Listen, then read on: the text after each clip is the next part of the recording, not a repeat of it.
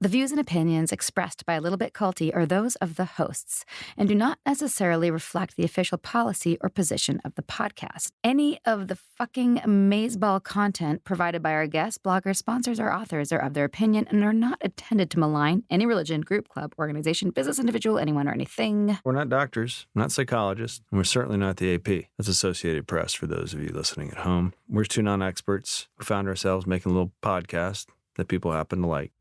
Okay? Yeah. Okay.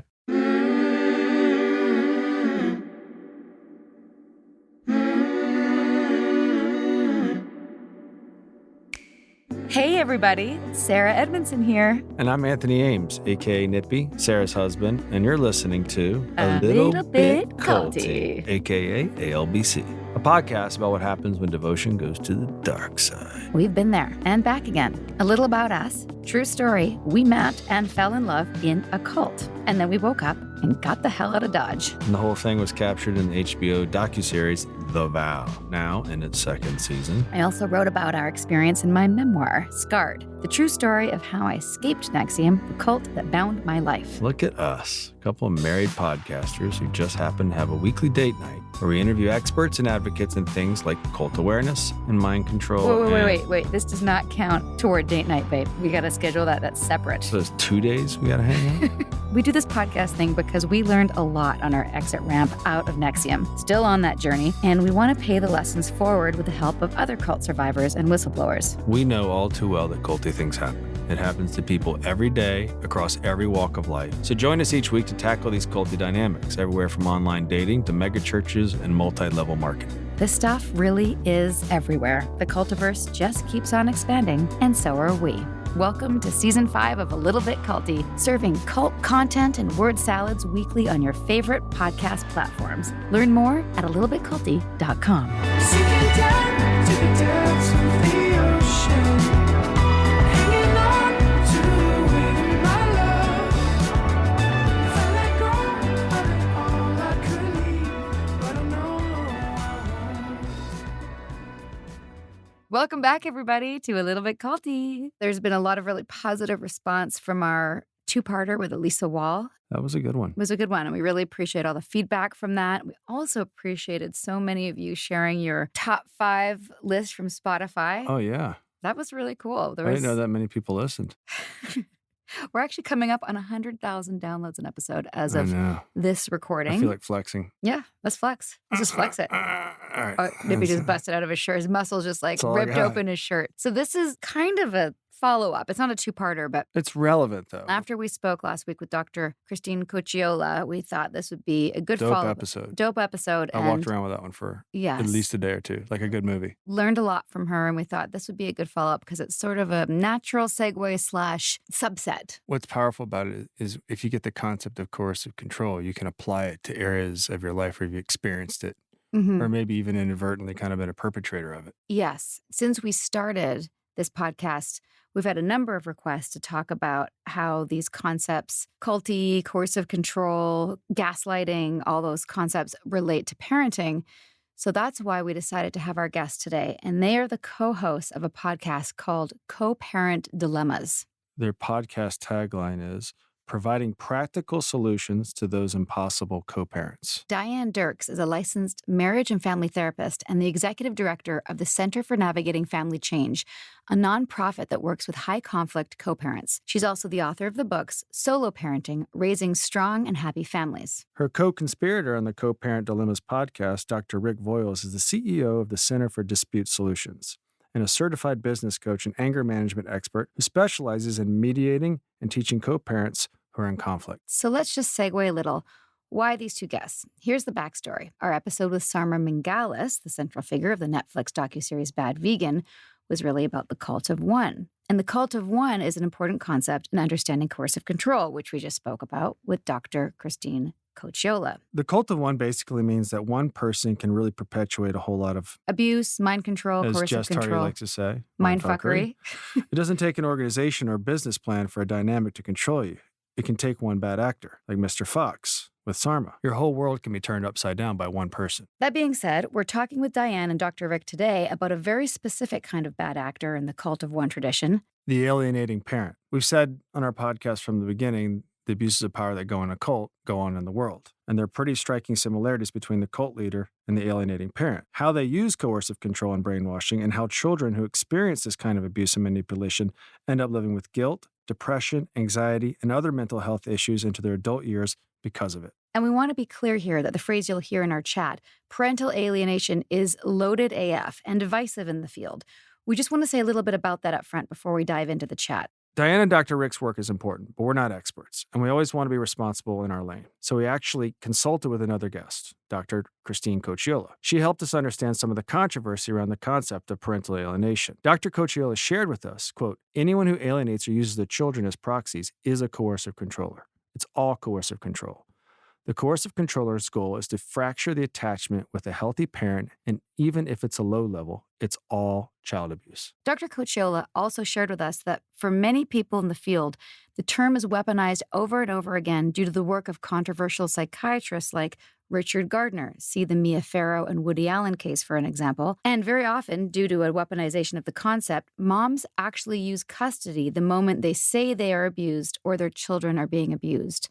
And you should know, Gardner's minimizing of children's claims of sexual abuse and his lack of real publication makes many in the field call his work junk science. Professor Joe Myers' work at George Washington School of Law published a recent study that affirms how the parental alienation argument is used against victims of coercive control and is essentially DARVO in action. What's DARVO, Sarah? DARVO. Now, this is a term we mentioned last episode, and we'll probably do a whole other episode on it. For those who are not familiar, it's an acronym for deny, attack, and reverse victim and offender. It's a reaction that perpetrators of wrongdoing, particularly sexual offenders, may display in response to being held accountable for their behavior. Sound familiar? The stats Mayer found are striking, like less than half of any type of abuse claims are credited.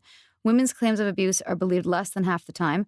Moreover, mothers' claims of child abuse are credited even less. The odds of a court crediting a child physical abuse claim are 2.23 times lower than the odds of its crediting a domestic violence claim. And child sexual abuse claims are rarely accepted by courts. Needless to say, the discourse on term parental alienation is evolving, and the field is divided on it between clinicians and advocates who are, quote, for it, and those who are against it. So what I'm understanding is that it's something that exists, parental alienation, and we're going to get into that, but it can also be used as somebody who is the coercive controller or the abuser in the relationship to flip the tables on the person who's actually the victim. That's what I'm understanding. Correct. You hear a lot of this in divorce cases and stuff like that. Right. So all that to say, some clinicians are no longer even using the term, instead reframing it just as child abuse because that's what it is. Well done. Whew. In this interview today, as you'll hear, Diane says that alienators can become dangerous when they're held accountable, much like domestic abusers. And from what we're gathering from other experts we've consulted is that she's on point because they are domestic abusers, aka coercive controllers, aka potentially psychopaths. So, get your deep breaths and your stress ball squeezy toys and fidget spinners ready. This one's a doozy. Without further ado, Dr. Rick Voyles and Diane Dierks of the Co-Parenting Dilemmas podcast.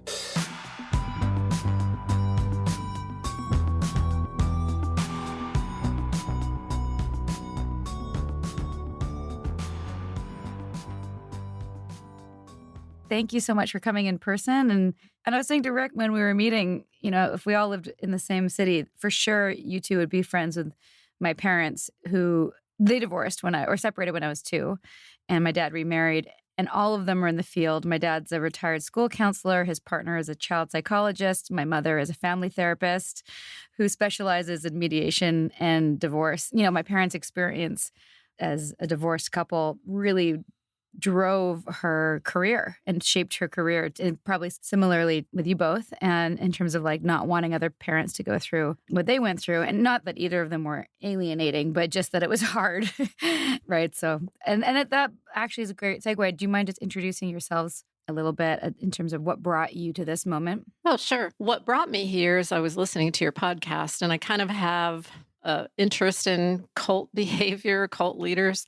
And so when I saw The Vow on HBO, I looked you up on social media and found out that you had a podcast. So I was like, oh, I need to listen to that. So this is before we even had ours, I think. And I started listening. And the more I listened to your guests, the more I thought, wow, this is so much like the work that we do in our organization with alienating parents, and how the kids display the same kinds of brainwashed behaviors and attitudes. And it so egregious to me, how that can happen. So I just thought I didn't see anything on your episode list that looked like that. And I just reached out and thought, well, maybe it would be a good connection. Thank you. So glad you did. And truthfully, a number of people have reached out. People reach out all the time with episode suggestions.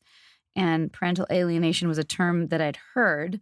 And a couple of people have made that correlation, but we'd never done a deep dive. So it seemed like a perfect time. And then Rick, well, both of you, I'd love to hear a little bit about your background. I started out as a university professor and ended up owning my own business, being an expert in conflict, doing mediation for over 25 years, and then also applying those conflict resolution skills to the corporate world. And then transitioned into corporate training. Doing continuing education training is how Diane and I actually met. And then after my divorce, she approached me and asked if I wanted to be part of her training program and training team working with the courts. And so taught the class that is required in Georgia for divorcing parents with children and did that for, over 10 years, I guess, quite a while. And when did the cult correlation cross your path? Did Diane bring it up? Yes. Okay. Yes. So you hadn't made that correlation before. Did not. Diane, tell us a little bit about your background. Well, it's kind of a checkered path, but like everybody, right? I got a divorce 30 years ago and ended up as a single parent for a little while. Got a degree in journalism, did a column for single parents when I lived in Las Vegas. Ended up coming to Georgia, started doing mediation, got a master's degree and got into mediation because I thought it was fascinating that there was not that choice for us when I got a divorce. So did a lot of mediation. And then the director of the mediation program said, hey, I hear that this head of the nonprofit is leaving. She's leaving town, going out west. Will you consider taking it over? Sure. I didn't know what I was doing, but I did it anyway. And that was back in 2002. Started managing all of the classes that we taught for divorcing parents. And every time I'd teach a class, someone would come up to me and say, do you do therapy? No, but I should. So I went back to school, got additional credits so I could get licensed as a therapist. And I began seeing clients and children and loved seeing the children because they were the most innocent victims of divorce. And then slowly but surely, I started seeing some really crazy cases and got involved through court orders to see children who were refusing to have a relationship with the child. So it became kind of not something I chose by choice, just it fell into my lap. And then I guess I had some skill. And next thing I know, I was getting lots of court orders that I couldn't handle. So that's when I decided to start training people to do it. So now we have 20 employees in the organization. I don't know, Rick, how many are therapists? Probably a dozen. And so now they do the work and I'm not in the trenches anymore. That's by choice because it really can burn you out after a while. But what we do with kids is not just force them to try to have a relationship, but there is a way to debrief or kind of deprogram. I hate to use that word, but that's kind of what it is. Desensitize.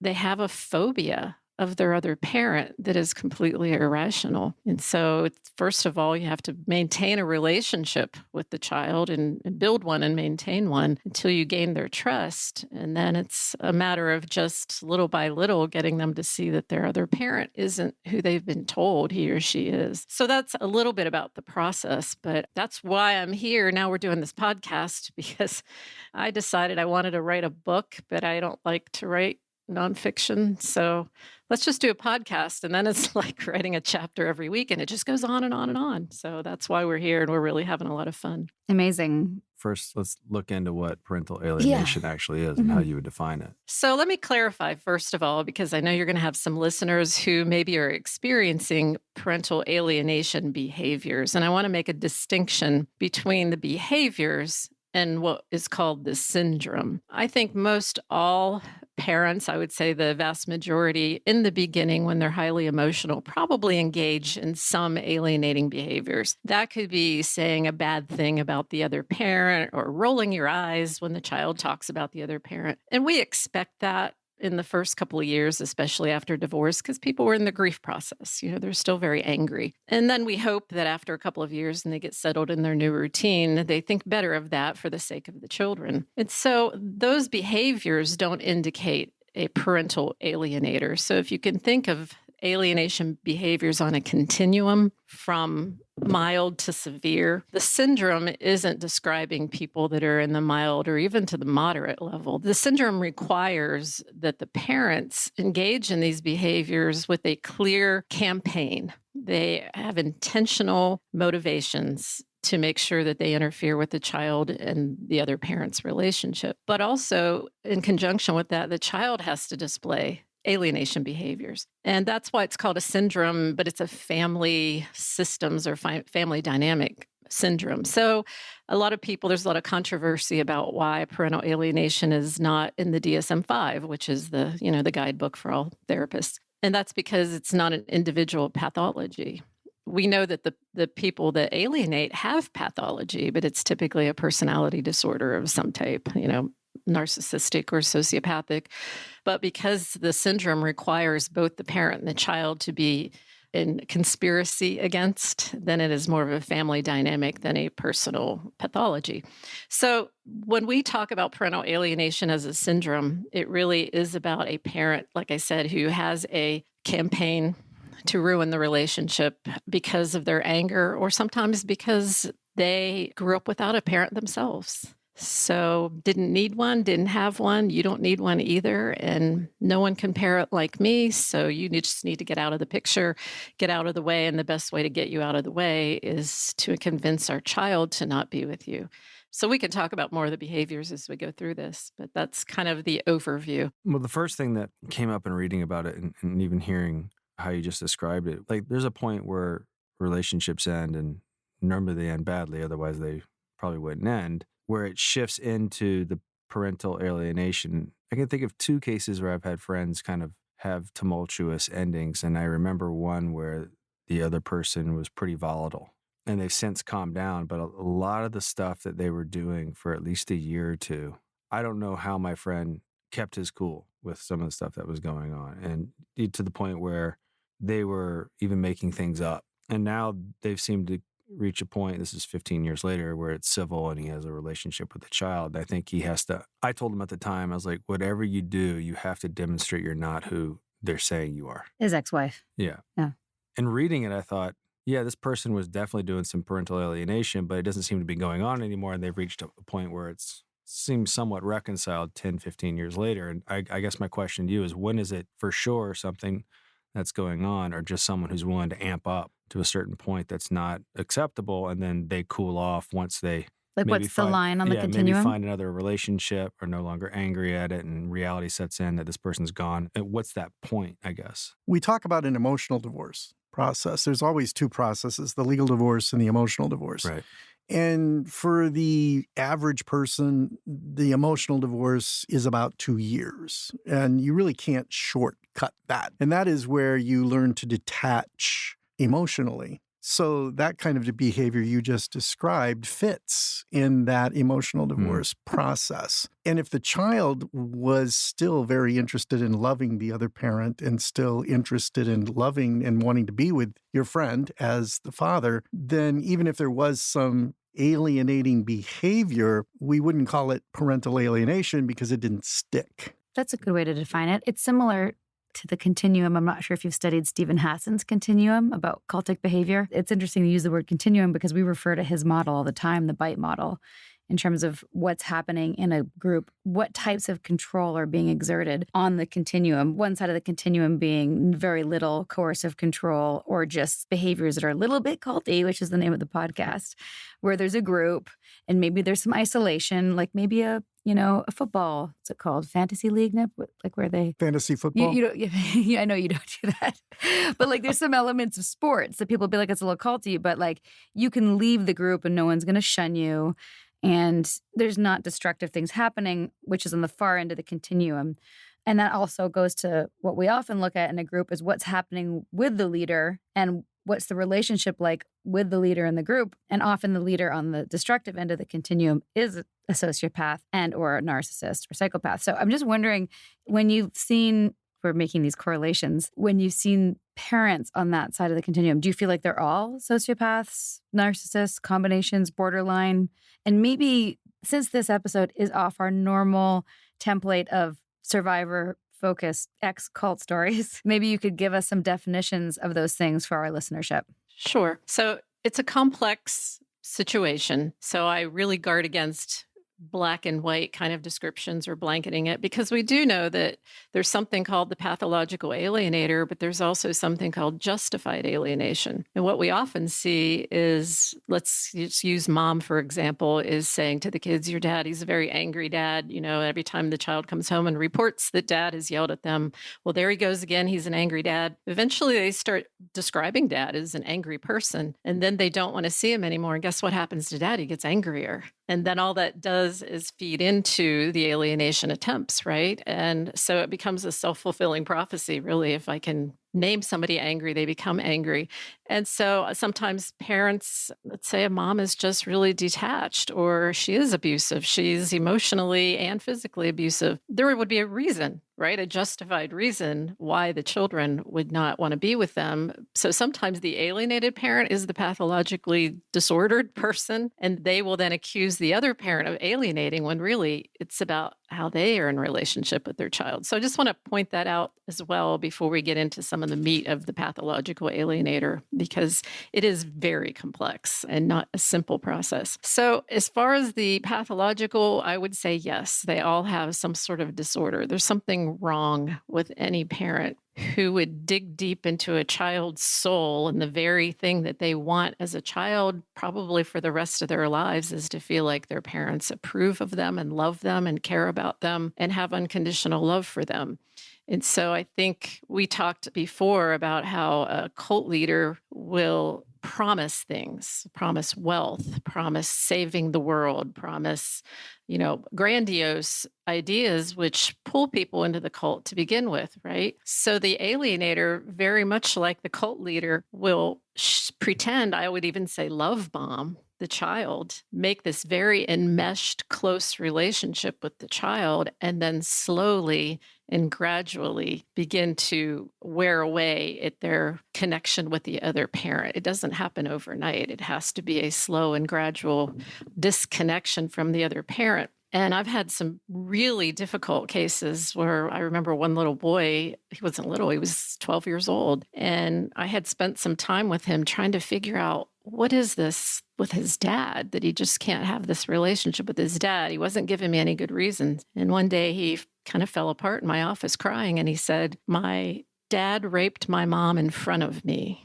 And I was like taken aback by that. And I said, when did this happen? And he said, when I was 2. And I said, well, do you have memories of it? And he said, no, my mom just described it to me.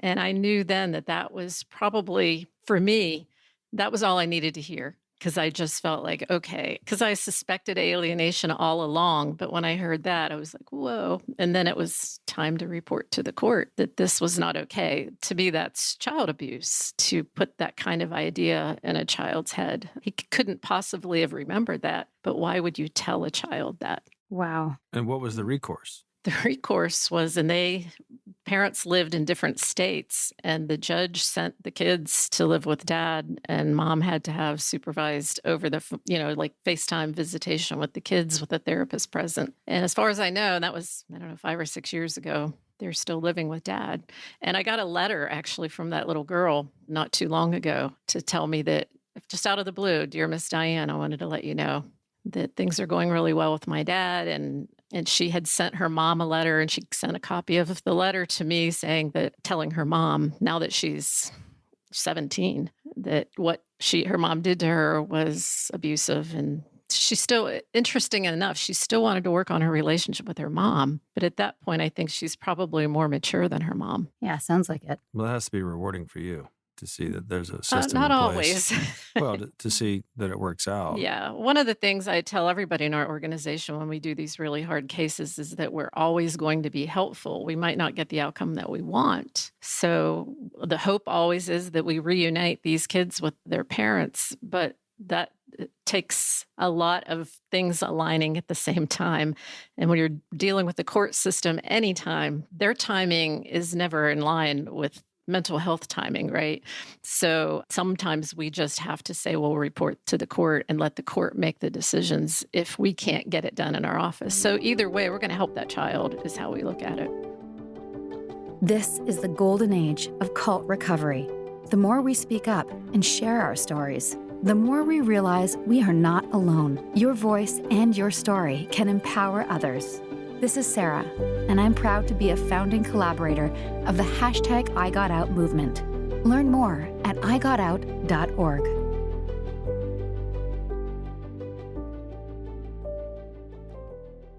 Meals bring people together, but for many families, providing their next meal can be a challenge. You can help by participating in Macy's annual Feeding the Hungry food drive. All proceeds go toward local food banks and families. Now through January 31st, you can purchase an icon in-store or online, or watch out for the blue Feeding the Hungry shelf tags, where a portion of your purchase will be donated to local pantries. Together, we can combat hunger in our local communities at Macy's. The Frankies were a picture-perfect influencer family, but everything wasn't as it seemed. I just had a 12-year-old boy show up here asking for help. He's emaciated. He's got tape around his legs. Ruby Frankie is his mom's name. Infamous is covering Ruby Frankie, the world of Mormonism, and a secret therapy group that ruined lives.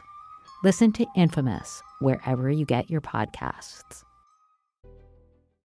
And the limitations in the court system, do they not recognize what they're looking at, or do they act swiftly? What's the response generally? It depends on the attorney, how much they know about it. Like I said, people throw around the phrase parental alienation all the time, just like they throw around narcissism and ADHD and bipolar. And, yeah. So the attorneys will fight for it, but they know nothing about it. Unfortunately, a lot of judges don't understand it, and they'll just order some family therapy to some family therapist who has no training.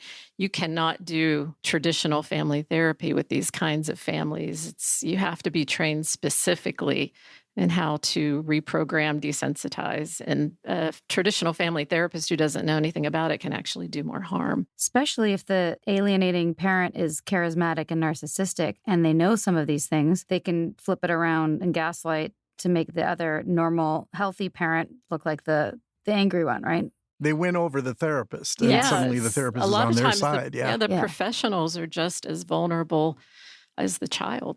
And then they become, and again, linking this to the cult behavior, they have their sycophants that they involve in this process of brainwashing. And sometimes that's the oldest sibling. If they can get the oldest sibling and those younger siblings trust the older sibling, they'll follow that older sibling. Or it can be a private school. Oftentimes alienating parents will homeschool or private school because the public school's too big. They can't fool everybody. But if they get into a small religious school where there's not too many teachers, not too many administrators, they can really kind of wage a campaign with them against the other parent and say all kinds of horrible lies. So that causes the school to be very protective of the children. So they sometimes unknowingly become part of the brainwashing. Or flying monkeys, as we Yeah.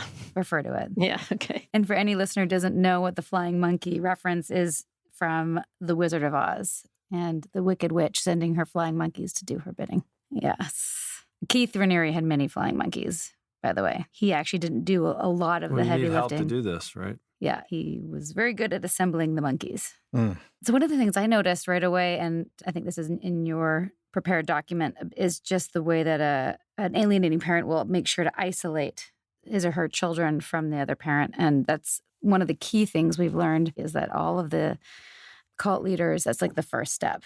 If you're isolated from the outside world, or isolated from media, isolated from friends or other people that you can confide in, then you're much more malleable to the person. Definitely. In my experience, the alienated parent will have approved friends. And those are only the friends that they can convince the parents of who the dad is, right? They're not allowed to have friends that they don't know their parents. And so that's one way to isolate. They also don't allow them to be in activities. Almost every case that I've dealt with, the child is isolated at home. They're allowed to do chess club online, for instance, but they just don't want that child intermingling with other kids to maybe even talk to kids or witness a healthy dad-son relationship, right? And so it's really sad. I'm working with a woman right now that I think the dad is just hugely alienating the teenager, and dad has a lot of money, and so, promising cars and this and that. But she just sits and cries about how her son is not who he used to be. He used to be a star baseball player. He used to be very social. He used to be, just a good student. And now when she sees him, he's grown his hair long. He's not in any activities. He's isolated in his room watching video games all the time. And it just breaks my heart that that's where he's gotten to, because dad is so bent on making sure this child doesn't have any outlets. What's fascinating to me, you hear how sophisticated a process it would take to create this kind of a system. And my first thought is often, how do you know how to do this? I mean, who teaches? How can you accomplish this? And I think that's where the pathology part comes in. It's just part of who they are, that pathological disorder, that they are focused on themselves, whether it's the cult leader or the alienating parent. Mm-hmm. And they are just exercising their desire to be God Mm-hmm. in that case, and everyone depended upon them. When you look at it, it's a very complicated. You got to get your monkeys. You got to get your monkeys trained. You got to get them organized. It would be like, wow, if I had a corporation that could run this well, we'd make a lot of money. Mm-hmm. But it's not. It's a disorder. So is that because of the narcissistic wound? I tend to think it's that narcissistic behavior. Mhm. And again, on that continuum, we will remind you that we all have narcissistic tendencies, Right. right? But when it's a disorder and the narcissist is acting out in their best interest, the results is what Diane was describing, where you get that child who in public, dad is praising them. Oh, that's great. But behind closed doors, tearing them down. And then the kids still wanting to have the love stay. They Right. keep trying to please and can't. So this brings me back to an episode that we did, whose work you both would love, I'm sure. Her name's Alexandra Stein, and she wrote Terror, Love, and Brainwashing. And she looks at how the cult leader basically follows the same principles as in, and listen, we're not the experts, you guys are in this field, of a disorganized attachment theory, specifically around, I want to butcher this. It's been a while since we talked to her, but basically, from my understanding, the cult leader in this case creates, an atmosphere, first isolates, and then an atmosphere of total terror, fear of being, not good enough, and always trying to measure up, and just like a child is trying to get the affirmation of the parent. And so the person who's causing the terror is also the person who's providing the safe haven. And so that's one of her theories around how these cults operate. And if I look at the people who are, in our case, still loyal to, if you can believe it, our former leader, Keith Raniere, is that they were the ones who were put the most in that position. They were both torn down by, destroyed, belittled, shamed, but then also praised, protected, promoted. Like everything came from Keith. They had no again, fully isolated. Nippy and I were not fully isolated, so we didn't have that same experience. So it's complete enmeshment. Right. Can you define enmeshment? Yeah, enmeshment is, we often say in this field, it's parents use what we call parentification, infantilization. Parentification means I'm going to need you so badly and need you to take care of me, but at the same time give you so much love that we have this enmeshment. It's almost like codependency, but with a child. So enmeshment is codependency with a kid? Yeah, Okay. pretty much, because kids can't recognize it. Because their need for survival is so attached to that unconditional love, right? And oftentimes Rick and I see this all the time, not only in parental alienation cases, but in a lot of difficult cases where kids will say they want to live with the parent who they aren't sure they have unconditional love from. And they'll actually blow off the parent they know that really is there for them, because they feel like if they don't do what that other parent wants them to do, they risk losing their love, and that just feels too scary. So they will go the other way. And so infantilizing is really connected to, if you think of Munchausen syndrome, I've got to keep you needing me. So it's kind of the opposite of the parentification. Instead of I need you to parent me, I need you to need me as a parent so bad that you can't leave me, and will, create issues or problems, or, that's where we often see helicopter parents later on when the kids go off to college, right? I still need you to need me as a parent. And so those are unhealthy attachments. They can appear to be very healthy and organized attachments, but they're actually very unhealthy ones. So, I don't know if there's research attached to the cult behavior, but I do know if you ask researchers, do those unhealthy attachments create personality disorders? And nobody knows because they're so complex. Could be a narcissistic wound. It could be 1,000 things. So, that's not completely clear yet. That is something that I'd love to do an episode on one day, to have some experts on and look at just my brief skimming of the surface when I look at people like David Koresh or Keith Raniere.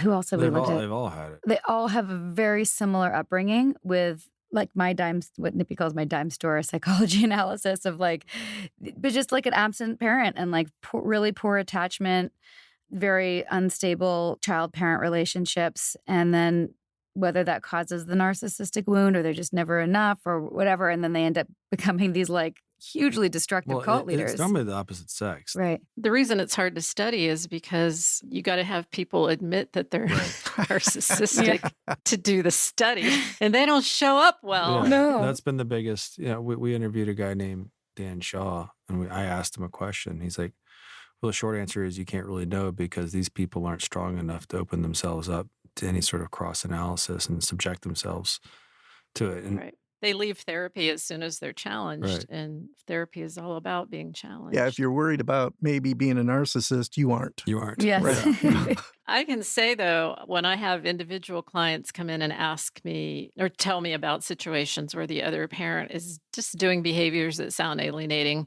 I always ask the question, what was their upbringing like? And I would say 9 times out of 10, they tell me, oh, her dad left her when she was 3 and that she had never had a relationship, or his mom died when he was 6. And, and that's exactly right. You do find that quite a bit. You look at some of the people in our situation, I don't like the term daddy issues, but that's what we've kind of noticed. They all had absent fathers. Yeah. Absent fathers, drug addict fathers, narcissistic fathers, deceased fathers, very, very busy, famous fathers. And I'd like to say I had a very healthy relationship with my dad, even though they separated when I was young. Thank goodness they were both in this field because they made sure that I had a very healthy relationship. And Certainly talk about it a lot. we do talk a lot. We talk a lot about our feelings in our family. And they had me in, play therapy, drama therapy, and music therapy, all sorts of stuff. Still do. Here I am. I think you have to be very careful, though, because we only hear about those that end up having these incredibly terrible issues. You can be in the same family and have 3 children raised by the same 2 parents, and one child is just more vulnerable than the other 2. And the other 2 grow up and don't become pathological, but we don't talk to them, right? So sometimes it can appear that if I don't want to send the message to your listeners, if you have a narcissistic parent, you're going to end up a sociopath.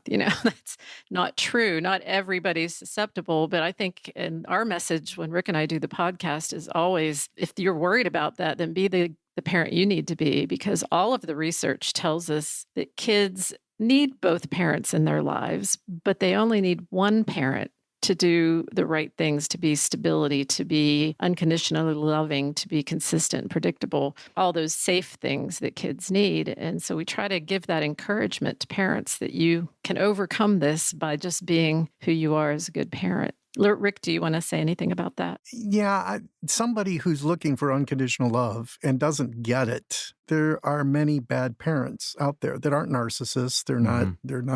They don't have a pathology. They're just not good at being parents for whatever reason. So that person grows up without that affirmation, without that unconditional love, and of course goes out and tries to find it, tries to fill that hole, tries to feel valued and important and loved, and end up being a risk of being a victim of either falling in love with a narcissist who promise that they're going to do that for them and then it turns horrible, or a cult leader. We're all looking for more love, I think, regardless of whether our parents were good or bad. Yeah, I think it's a very normal thing to want. And maybe it's labeled differently. Like in my case, I would have called it community. I wouldn't have said I'm looking for love. I would have instead of, Yes, I'm looking for, good. Attached, Yeah. place to an anchor. and to belong. Yep. So, which is also really love. Yes. So it's like a little Venn diagram of belonging, community, love, Yes. driving us. And I think that a good cult leader, as in a successful one, knows that and can dole it out. And knows how to look for it and elicit it and Yeah. exploit it. Yeah.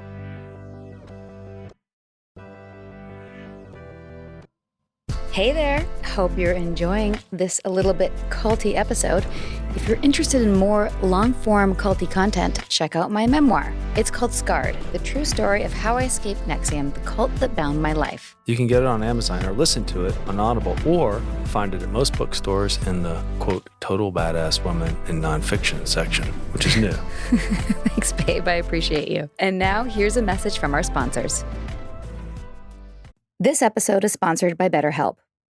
What are your self-care non-negotiables? Maybe you never skip leg day or never miss yoga. Maybe it's getting 8 hours of sleep. I mean, that's my personal and everyone's dream, isn't it? Well, I definitely have some non-negotiables. Like, I'm in Vancouver right now and I'm spending literally as much time as I can outside in nature.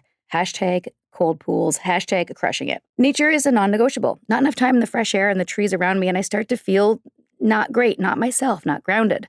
Therapy day is a bit like my nature walks. I try to not miss it, and I know I'm just going to feel so much better all around if I make it a priority. I get so much out of it. It helps me put my worries and anxieties in their rightful place and helps me clear my mind so I can focus on what I really need and sometimes what I don't need. Like, I don't need to be overbooking myself just because I hate to say no to people. You know what I mean? Thanks, therapy. Thanks for helping me see that. And if you're thinking of starting therapy, give BetterHelp a try. It's entirely online, designed to be convenient, flexible, and suited to your schedule. Just fill out a brief questionnaire and get matched with a licensed therapist and switch therapists anytime for no additional charge. Look, even when we know what makes us happy, it's hard to make time for it. But when you feel like you have no time for yourself, non-negotiables like therapy are more important than ever. Never skip therapy day with BetterHelp. Visit betterhelp.com/culty today to get 10% off your first month. That's BetterHelp, HELP.com/culty. Meals bring people together, but for many families, providing their next meal can be a challenge. You can help by participating in Macy's annual Feeding the Hungry food drive. All proceeds go toward local food banks and families. Now through January 31st, you can purchase an icon in-store or online, or watch out for the blue Feeding the Hungry shelf tags, where a portion of your purchase will be donated to local pantries. Together, we can combat hunger in our local communities at Macy's. Even though I didn't fall prey to Keith in the same way that many people did, I remember, and actually this is captured in the vow, so some of our listeners might remember this scene, but he has me up in front of all my peers running through the sales presentation. Nippy was there, and he humiliated me in front of 14 of the highest ranking people in the whole company. We were all there, and he had me running through this presentation over and over and over again. And I was failing at it because I was learning this new thing, and I was determined inside my mind to push through and to not crack because I knew I knew I was being tested. I didn't want to start crying or something, and I didn't. I almost did. And in the end, after teasing me about this, he looked at me and went, "Well done," or "Good job," or something like that. And I got the little gold star. I got the little crumb of validation. And well, is that what you sought? In some ways, yeah. I mean, even though I didn't want to be with him or find him attractive or anything like that, I definitely respected him. Well, that was, I think, him identifying it. Yeah, exploiting it. I think he was testing me. So, you were susceptible, just not to the degree that others were. I felt like others were. Yeah. After that experience and knowing what I know now about him and how he controlled all these other women around him. Well, you went home that night and felt okay. Yeah, I was fine. Do you know what I mean? But I can see how somebody like that can control people by doling out the affection, the validation, or the affirmation to people who really need it, right? But first by rejecting you. Yes, that's exactly my point. Yes. And it's the same structure as, I'm not sure if you're familiar with the game. It's a method that men can learn for dating. And they call it, there's a book There's a whole about book and a workshop. Look it up. Maybe we'll do an episode on it, but where they teach the men to do what's called negging. Negging. Oh, yeah. Yeah. And they're insult the girl or the woman. And then the woman's oh, that's sick. Well, it's not so much insult them. It's tease more. Yeah. It'd be like, I like how your nose is crooked. like a backhanded compliment. Yeah. So then the woman's right? like, what? Oh, did he just reject me or validate me? Yeah. Or whatever. And but then he's strangely interesting to them because, and certain women I think are susceptible to it. Like someone who's totally used to getting validation from men and all that stuff. All of a sudden, the one that doesn't give it to him, there's a brain function I think it triggers. Let me make a comparison. What you were just talking about, Sarah, you have a child, and let's say it's dad is the alienator, and probably had a big blow up about something, screaming, yelling, you didn't do this right or wrong. And then right before they do that purposely, right before it's time to call mom or to take mom's call. And the child knows, and dad will always put that on speakerphone, even though we tell people that's terrible to do that, monitor those phone calls, but it'll be on speaker. And the child stands there and knows the alienating parent is staring at them, and they treat that parent with crazy disrespect. Why are you calling me?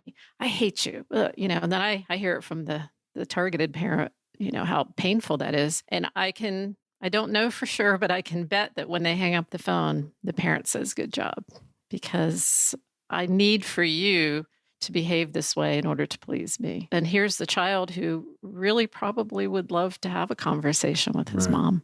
Oh, that's so hard.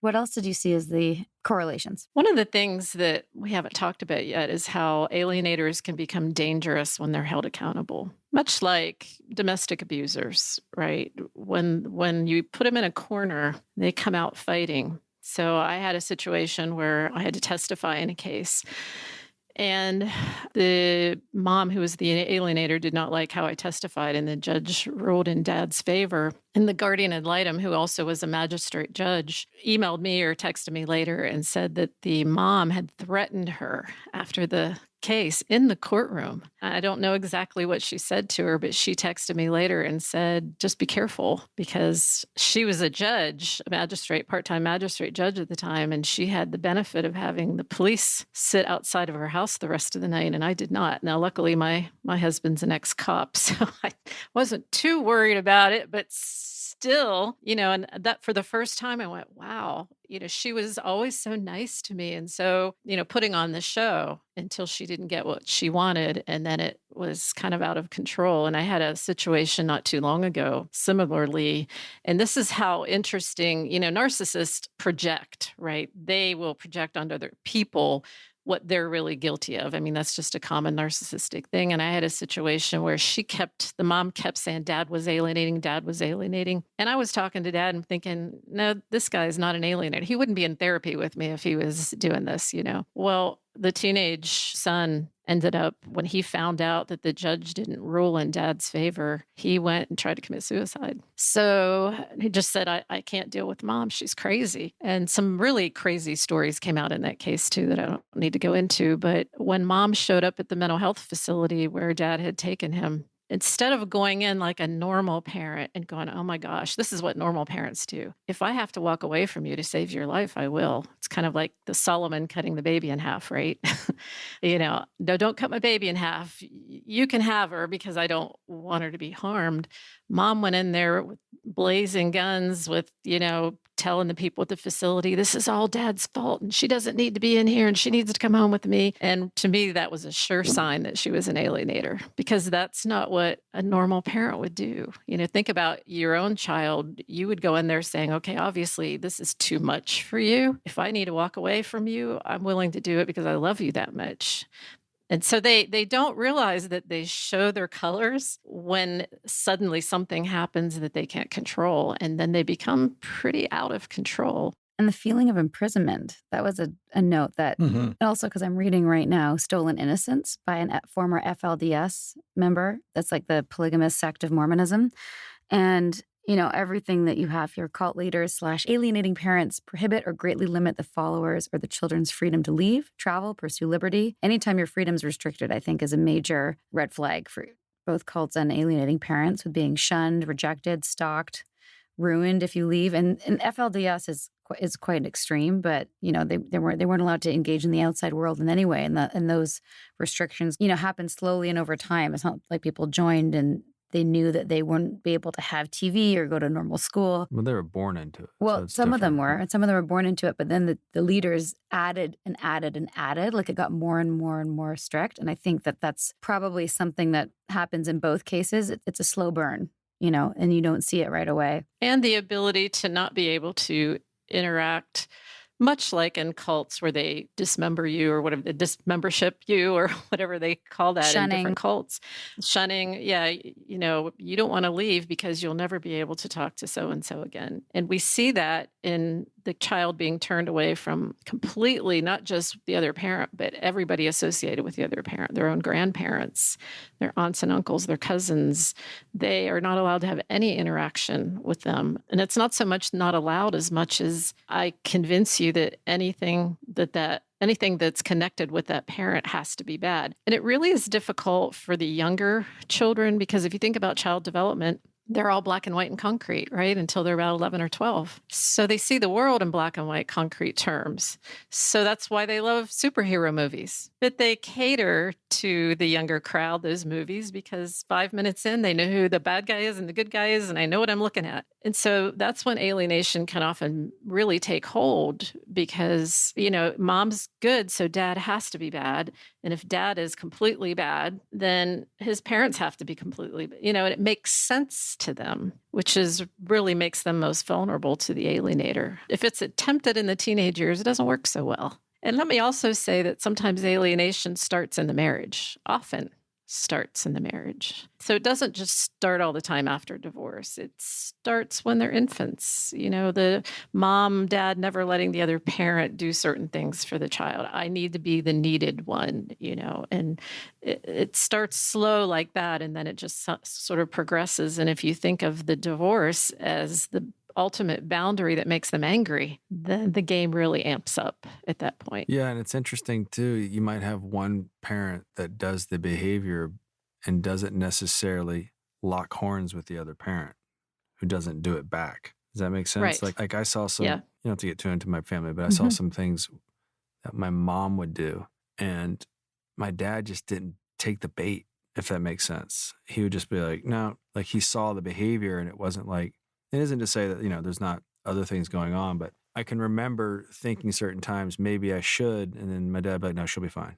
Or something like that. Like, and it Good. was So like, you had that parent who was putting in perspective. Yeah.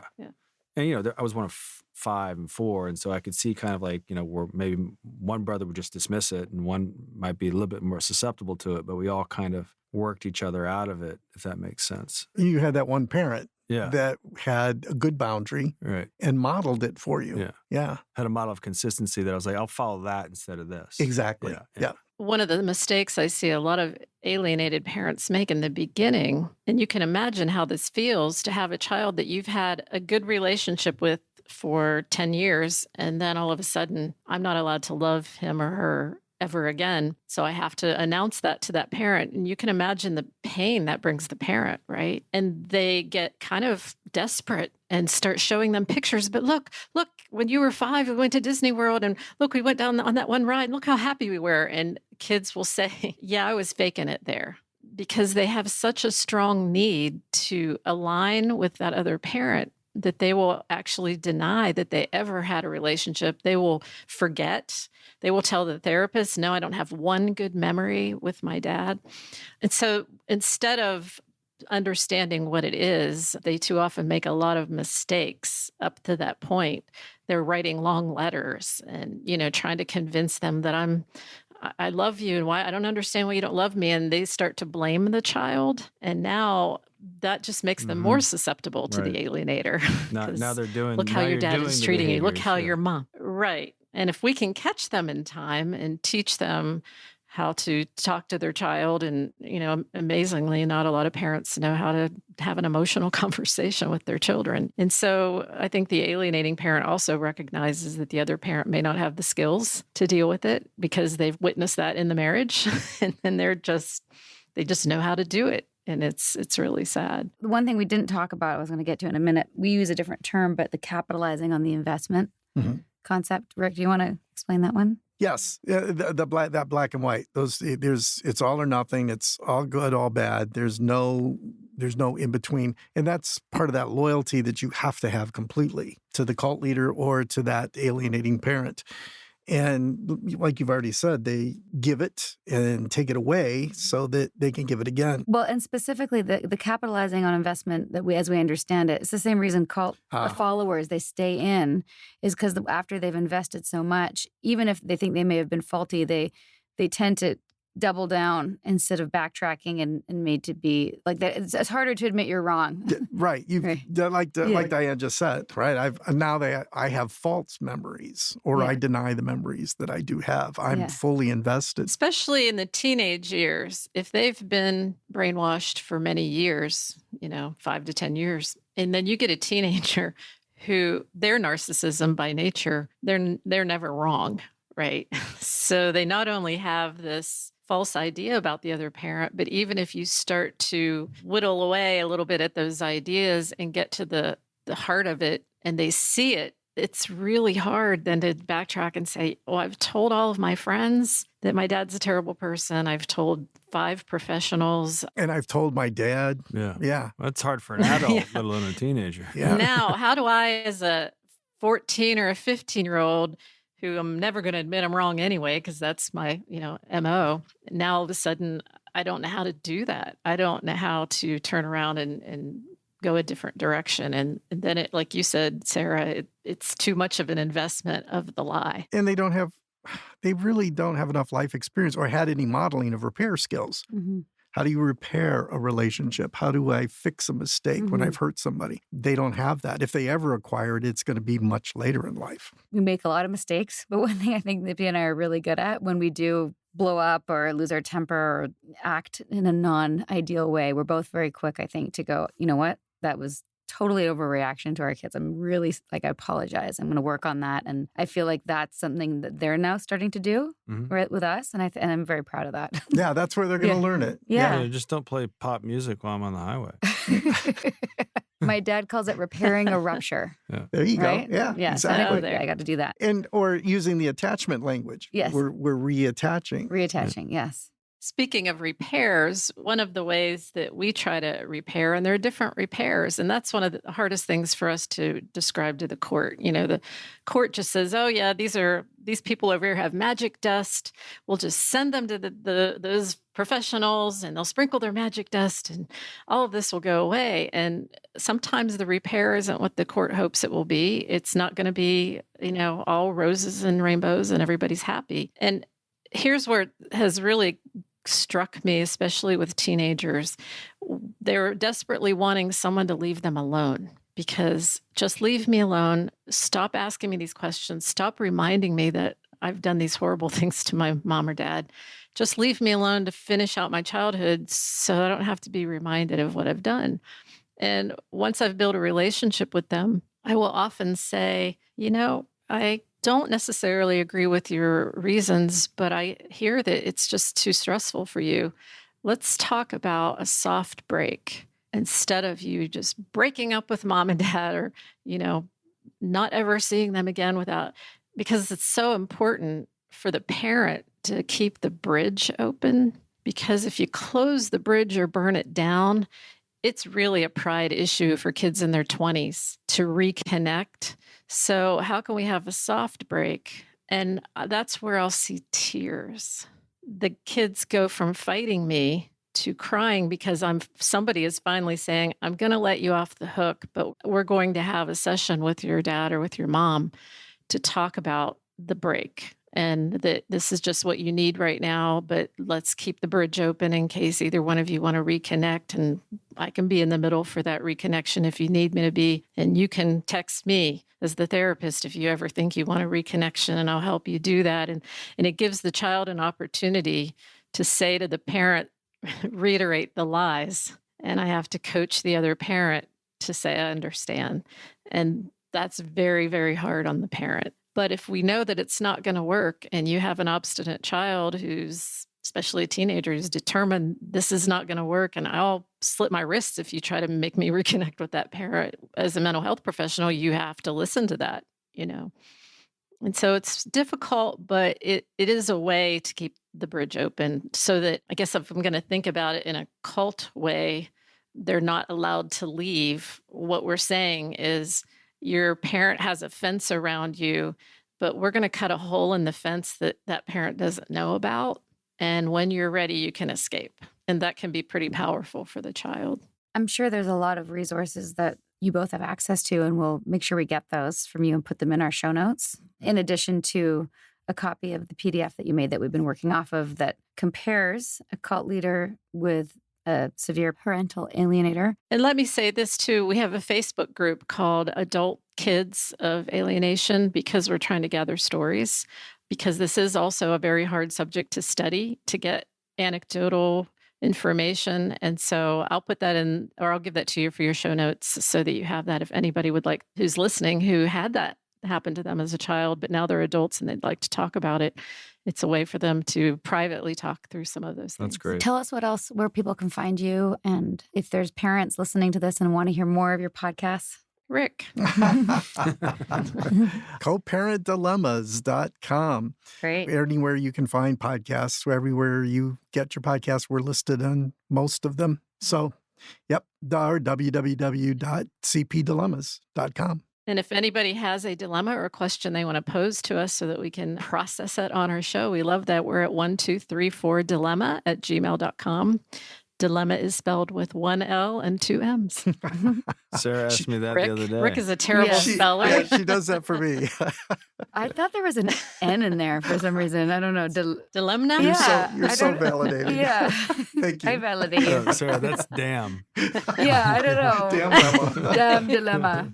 I knew it was Damn in there. lemma. There's some of those too. Right. Well, I super appreciate this conversation. Yeah, you me know, too. and this is sometimes our podcast. Well, no, this is a lot culty, and some things, you know, there's an overlap here. Obviously, a parental alienator is not a cult leader, but they use a lot of the same tactics, and maybe they're both.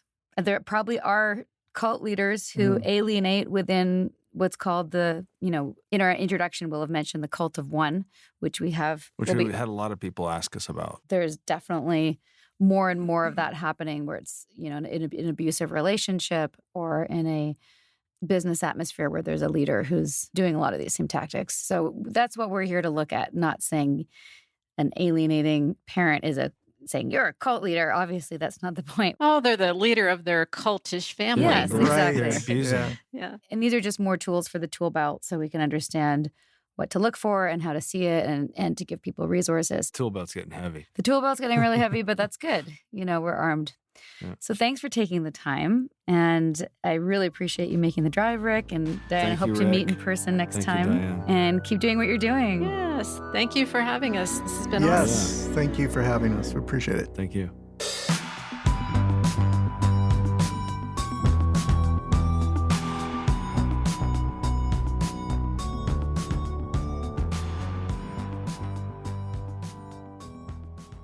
All right. What'd you think? Their tactics are the same, Tactics are the same and a different domain.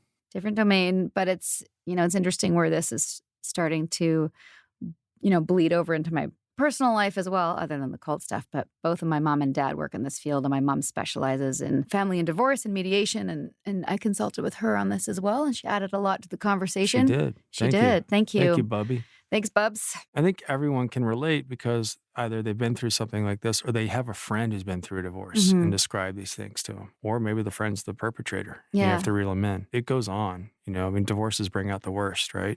Especially Yeah. if there's kids involved. Yeah. And you can always see in that dynamic who's going to be the bigger person, Mm-hmm. you know, and who's going to be the one that undercuts the parent to the kids. And it's just, it's the saddest thing for me is the effect on the children. Mm-hmm. And I have to say, on a personal note, that, you know, my parents split up when I was 2, and perhaps it was the field that they were both in, but both of them were very, I don't want to use this word because it's an axiom word, upholding. What's a better word? That's fine. Well, they were don't- just kind to about Yeah, each other. they were. And I know Oh, they're kind people. they're kind people, and I know it was hard, and I don't want to share their lives on this podcast, but I'll just speak from my experience is that I always felt that both of them had each other's backs, and they gave me a real You're a template. testament to that. Oh, babe. Oh, it's true. Thank you. I appreciate that. So thanks, Mom and Dad. Love you. And I love you, Nippy. Thank you. And I love you, listeners. Love you too. We're rubbing noses right now. Not Yeah. really. We'd love to hear what you think. If you had any personal experiences with parental alienation, or if you're currently co-parenting with a total D-bag, please feel free to leave us a message. Or leave us a message on our voicemail over at our website at alittlebitculty.com. And if you're looking for more culty content, join us over on the Patreon, where we exchange audio content and other fun bonus content for cash money. Yeah, it's fun over there. It is fun. And you can listen to new episodes ad-free at the lowest tier, and the other tiers go all the way up to some fun gifts that would be coming in the mail. By the time you listen to this, the inner circle will have been opened up to the inner circle. Patreon, not to be confused with Patron. And I hope you have some Patreon and some Patron to celebrate your holidays. It's Christmas, everybody. And Hanukkah. That too. It's the holiday season. Sorry. Let's just say the holiday season. See, I keep putting my foot in my mouth. It's okay, Nippy. You're not going to get canceled. Not by me, anyway. I love you so much. Don't cancel Nippy, guys. He's just such a good guy, trying to just make his way in the world, just like everybody. Cheers to that. Happy holidays. How's that? Happy holidays. All right. Bye for now. Sinking down to the depths of the ocean. I'm hanging on to the weight of my love. If I let go of it all, I could leave, but I know I won't. Hope you like this episode. Let's keep the conversation going and come hang out with us on Patreon, where we keep the tape rolling each week with special episodes just for Patreon subscribers and where we get deep into the weeds of unpacking every episode of The Vow. And if you're looking for our show notes or some sweet swag or official ALBC podcast merch or a list of our most recommended cult recovery resources, visit our website at alittlebitculty.com. And for more background on what brought us here, check out Sarah's page-turning memoir. It's called Scarred, the true story of how I escaped NXIVM, the cult that bound my life. It's available on Amazon, Audible, narrated by my wife, and at most bookstores. A Little Bit Culty is a Talkhouse podcast and a Trace 120 production. We're executive produced by Sarah Edmondson and Anthony Nippy Ames, with writing, research, and additional production support by senior producer Jess Tardy. We're edited, mixed, and mastered by our rocking producer Will Rutherford of Citizens of Sound, and our amazing theme song, Cultivated, is by John Bryant and co-written by Nigel Asselin. Thank you for listening. So have you ever done a show in PVC? Yeah, man. I did a tour in PVC and I regret it a little bit. I do, man. I regret it a little bit. So it's like, it wasn't very flattering on the top and then my knob was showing the whole time. Moving right along. Anyway, moving along. Mum's like, I don't want to talk about your knob. I don't want to talk about your Not right now. Not right now. I'll do it after the cameras are off. So yes, you will.